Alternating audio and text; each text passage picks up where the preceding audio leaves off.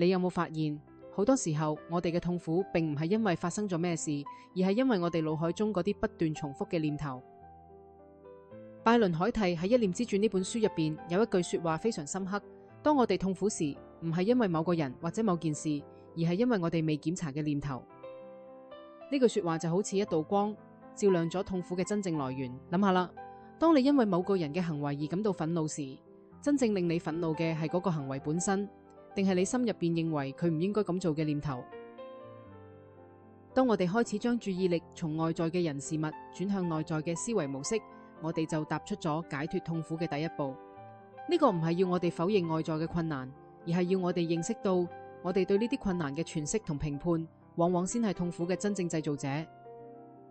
每個未經檢視嘅念頭，都好似一個隱形嘅監獄，將我哋困喺入邊而唔自知。而喺呢啲未檢查嘅念頭入邊，最常見嘅就係嗰啲充滿應該嘅期待。我哋認為細路應該更加感激，伴侶應該更加愛我哋，朋友應該更加理解我哋。呢啲應該聽落好合理，但佢哋實際上係痛苦嘅製造機。每當現實同我哋嘅應該產生落差時，痛苦就產生咗。諗下啦，如果你冇佢應該咁做嘅念頭，當佢冇咁做時，你仲會痛苦咩？呢啲期待就好似我哋戴喺眼前嘅有色眼鏡，令我哋冇辦法睇到事物嘅本來面目。我哋總係喺度比較現實同理想，然後為呢個差距而受苦。但係當我哋開始識別同質疑呢啲隱藏嘅期待時，我哋會發現，原來好多痛苦都係可以避免嘅。放低期待並唔意味住放棄關愛，而係令我哋嘅愛變得更加純粹，唔帶條件。更深層嘅問題在於，我哋習慣性地將快樂嘅責任推俾人。我哋認為，如果佢更加愛我一啲，我就會快樂；如果佢更加理解我一啲，我就會滿足。拜倫凱蒂提醒我哋，將責任交俾對方係冇可能令你真正快樂嘅。每個人都只係對自己嘅念頭負責。呢句說話揭示咗一個深刻嘅智慧：真正嘅快樂必須來自內在，而唔係外在嘅條件。當我哋期待別人為我哋嘅情緒負責時，我哋其實係喺度放棄自己嘅力量。我哋變成咗情緒嘅乞衣，不斷向外乞求別人俾我哋快樂，俾我哋安全感。但係真正嘅自由在於認識到，我哋嘅快樂，我哋嘅平靜都掌握喺自己手中。唔係因為我哋能夠控制外在嘅世界，而係因為我哋能夠選擇點樣回應內在嘅念頭。呢種自我負責嘅態度唔係負擔，而係通往真正自由嘅鎖匙。我哋之所以被呢啲痛苦嘅念頭困住，好大程度上係因為我哋被自己編織嘅故事所束縛。我哋話我係受害者，我係唔被愛嘅人，我係失敗者。呢啲故事成咗我哋嘅身份認同，我哋緊緊捉住佢哋唔放，即使佢哋帶俾我哋痛苦。但係諗下啦，如果冇咗呢啲故事，你會係邊個？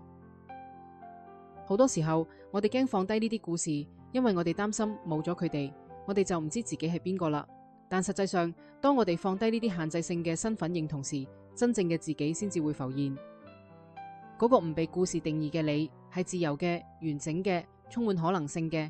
你唔需要通過痛苦嚟證明自己嘅存在，亦都唔需要通過受害嚟獲得關注。真實嘅你，遠比任何故事都要豐富同美好。咁，我哋應該點樣實際運用呢啲智慧呢？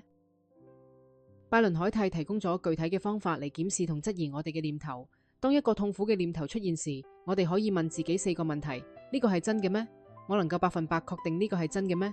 當我相信呢個念頭時，我係咩樣？冇呢個念頭時，我會係咩樣？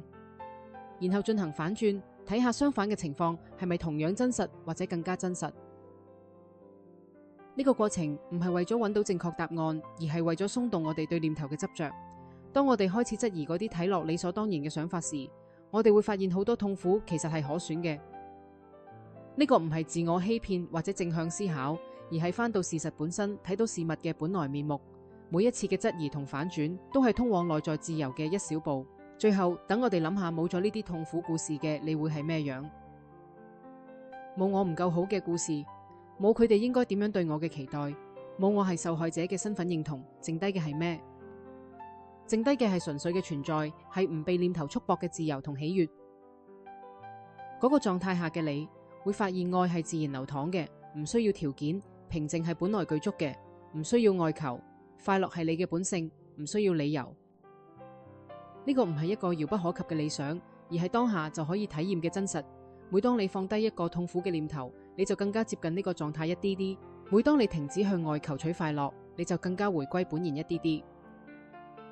如果呢啲分享對你有幫助，亦都歡迎你分享俾身邊同樣喺度尋找內心平靜嘅朋友。願你喺接下嚟嘅日子入邊，能夠睇到念頭只係念頭，故事只係故事，而真正嘅你永遠係自由嘅。